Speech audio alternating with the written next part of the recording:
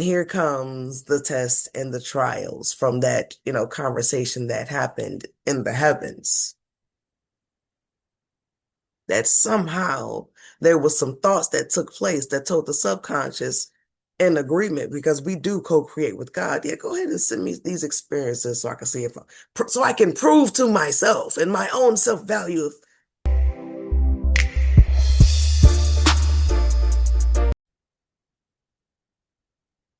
All right, here we go. Page 28 in the Abundance Book. This day, January 22nd, 2026, I cease believing in visible money as my supply and my support, and I view the world of effect as it truly is, simply an outpicturing of my former beliefs. I believed in the power of money, therefore I surrendered my God-given power and authority to an objectified belief. I believed in the possibility of lack, thus causing a separation in my consciousness from the source of my supply. I believed in mortal man and carnal conditions, and through this faith gave man and conditions power over me. I believed in the mortal illusion created by the collective consciousness of error thoughts, and in doing so I have limited the unlimited. No more. This day I renounce my so-called humanhood and claim my divine inheritance as a being of God. This day I acknowledge God and only God as my substance, my supply, and my support. We're going to go right over to a statement principle 6, which is on page 31 in the book.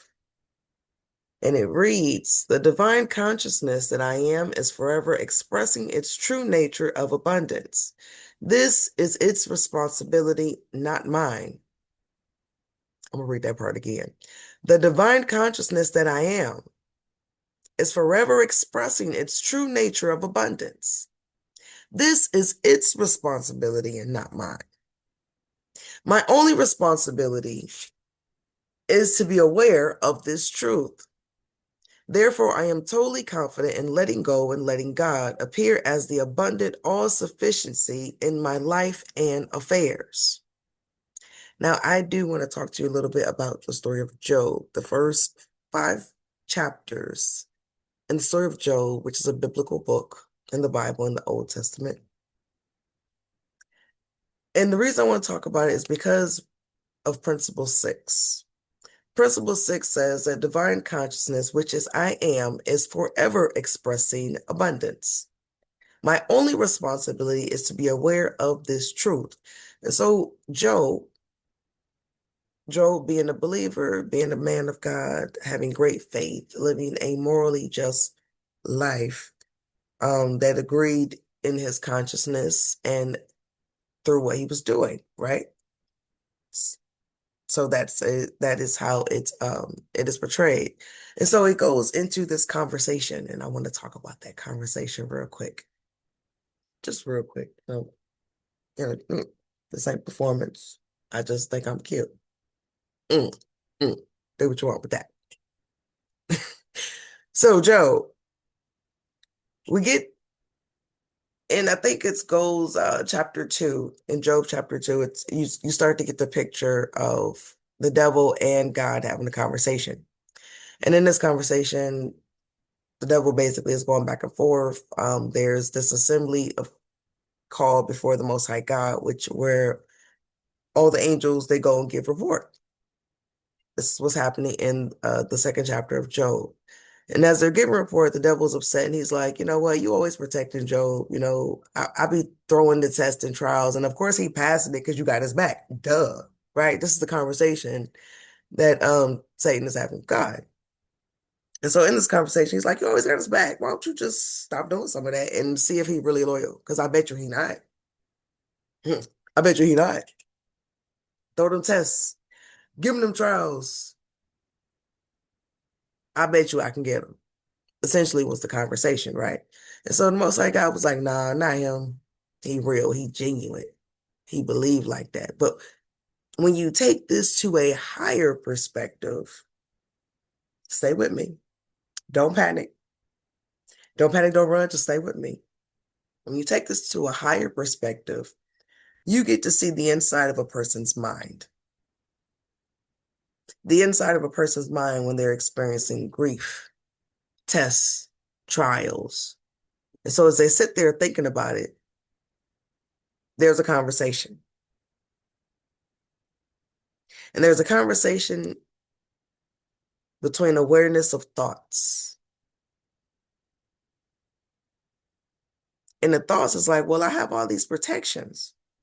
I have all this safety. But the ego is like, but if you remove all that, I bet you none of that was really you. I bet you was faking the funk. If you removed all that, you would turn into somebody else. Mm, I'm just, So back to the biblical story of Job.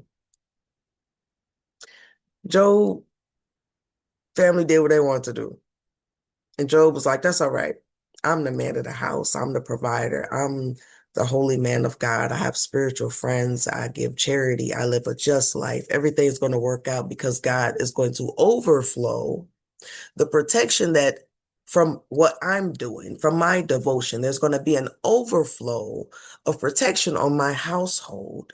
And I don't even have to worry about it. So as his family was doing whatever they wanted to do, he was still performing rituals. He was still performing sacrifice. He was still performing purity, cleansing, still trying to live morally and just, still giving charity. And then here comes the test and the trials from that, conversation that happened in the heavens. That somehow there was some thoughts that took place that told the subconscious in agreement, because we do co-create with God. Yeah, go ahead and send me these experiences so I can see so I can prove to myself and my own self-value if that's genuinely what's going on inside. This- hmm. So as he's going through his piety and goodness, and he's like, the overflow. I know the overflow is going to do it. And don't get me wrong, because in a lot of ways, it does. We know through history and generations that grandma's prayers, grandfather's prayers, mama's prayers, sometimes daddy's prayers, sometimes only daddy's prayers, sometimes mama's prayers, sometimes only person praying was you. But somebody had faith enough to say, there's more than what I see around me. There's more than what I may experience as happenings, that I am possibly interconnected to this entire thing. So yes, there is that duality of impact and presence and radiance and overflow. But in in Job's situation,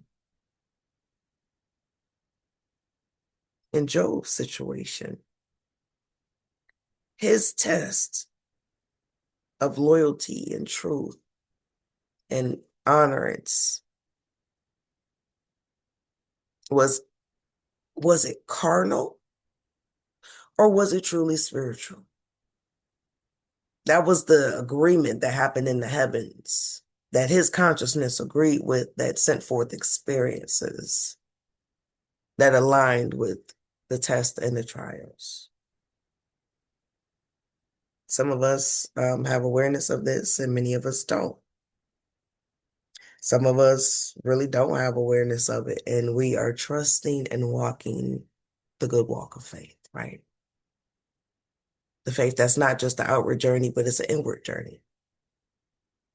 And the more you try to cling on to others to, hey, get in this journey with me, that may not be their journey. It took me a minute to realize how personal this journey is. Why I know thyself is so important, because the journey is so personal. So Job started to experience all types of tests and trials, passing of his children, the mockery of his wife, the mockery that he felt He felt it was mockery and perceived slights from his friends because they could not understand. Immediately, it was judgment, got to be sin, right? They're trying to brainstorm after sitting there mourning with him for 7 days. They're trying to brainstorm, what can we do? How can we help our friend? Does he need to repent? What fell off that caused such a massive sign of judgment and destruction? And I'm just going to ask you to bear with me and just imagine what that may have felt like for Job, to feel like, don't nobody get it. Don't nobody understand. And I'm wondering now if God even gets it too, if God understands, if there's somehow a disconnection because the attack and the heat was just so intense back to back to back to back to back. Even his own wife said, "Just go on and curse God and die, man. You got boys, you look ugly, you got a lot going on." And he said, "You don't even sound like my wife. You sound like a test, a trial, and a temptation. Let me go ahead and sit with this one for a minute."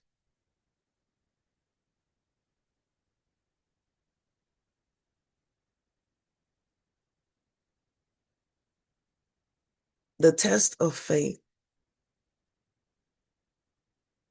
can be so personal that your outward may not reflect it. And that's when I'm going to invite you to think about your thoughts. Think about what we're doing here in this 40-day journey of remembering that God is our source, our substance, and our supply. God is our source, our substance, and our supply. Because your friend can leave, your boo can leave, your spouse can leave, your friends may not understand, but there's something inwardly inside that reminds you, that there's a connection.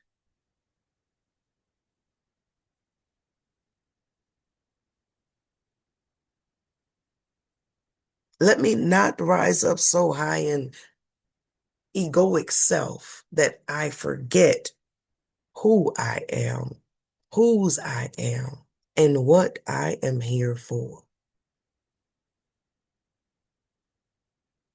Divine consciousness is always expressing abundance forever, and it is my responsibility to remember this truth.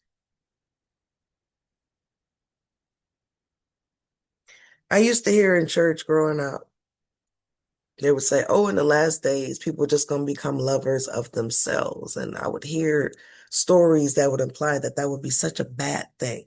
But I didn't feel that way. I ain't trying to go left. I'm just saying I didn't feel that way. I felt like, and maybe this is just a little bit too out there, maybe a little bit too idealistic, but if people did genuinely love themselves in the last days, as it says in the Bible, wouldn't they take better care of themselves? Wouldn't they take better care of their health, their minds, their emotions? When that love that they pour into themselves overflow into abundance around them? Wouldn't that, I would say, wouldn't that, kind of begin to break or fragment victim mentality, victim mindset, or the need for revenge or the need for get back because you understand that, hey, I'm still breathing. I'm still thinking. I'm still moving. And at any point, I can start again. Abundance mindset is that when we talk about God, we are talking about a, a force, a spiritual connection that is empowered and felt inwardly. This is how we can have dreams and visions and impressions This is why discernment becomes so important, especially if you are someone that is open to all types of visions and impressions. This is, as they would say, being open to all spiritual realms and needing to be able to rightly divide, to say, okay, what's of highest good and what takes me towards my destruction. All right. This is day 19. I'll see you guys tomorrow.